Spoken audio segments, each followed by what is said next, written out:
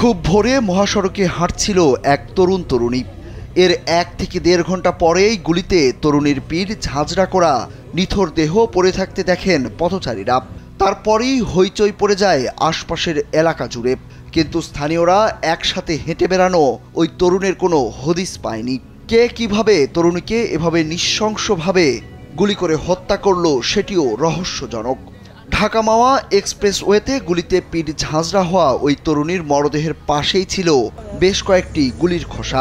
ভোরের দিকে গুলি করে ওই তরুণীকে হত্যা করা হয়েছে বলে ধারণা আইন শৃঙ্খলা বাহিনীর। স্থানীয়রা জানান, শনিবার খুব ভোরে ওই তরুণীকে এক তরুণের সঙ্গে মহাসড়কে হাঁটতে দেখেছেন তারা।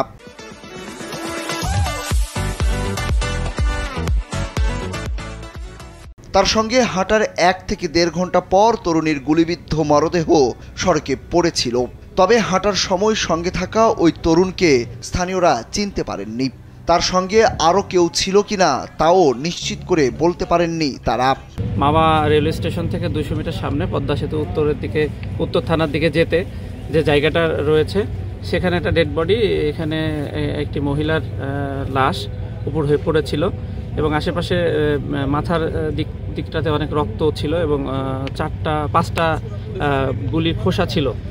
তো প্রাথমিকভাবে আমরা দেখে আশেপাশে আমরা খোঁজাখুঁজির চেষ্টা করেছি যে এভিডেন্স হিসেবে কিছু পাওয়া যায় কিনা। কিছু পাওয়া যায়নি, মোবাইল বা মানি ব্যাগ বা হ্যান্ডব্যাগ টাইপ কিছু পাওয়া যায়নি। পরবর্তীতে আমরা পিবিআইকে খবর দিই, তারা এসেছে, তারা ফিঙ্গার স্যাম্পল কালেক্ট করেছে এবং সেগুলো ম্যাচ করার চেষ্টা করেছে। এখন পর্যন্ত তারা আমাদের জানিয়েছে যে সেটা ম্যাচ করেনি। আমরা অন্যান্য যে তথ্যপাত্র যেগুলো রয়েছে তদন্তর স্বার্থে আমরা সেগুলো সংগ্রহ করার চেষ্টা করছি।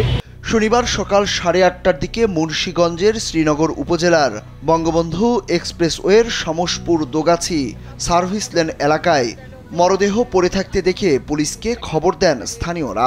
ঘটনাস্থলে গিয়ে মরদেহ উদ্ধার করে পুলিশ। পুলিশের ধারণা, গুলি করে ওই তরুণীকে হত্যার পর চলন্ত গাড়ি থেকে মরদেহ এক্সপ্রেসওয়েতে ফেলে গেছে ঘাতকরা।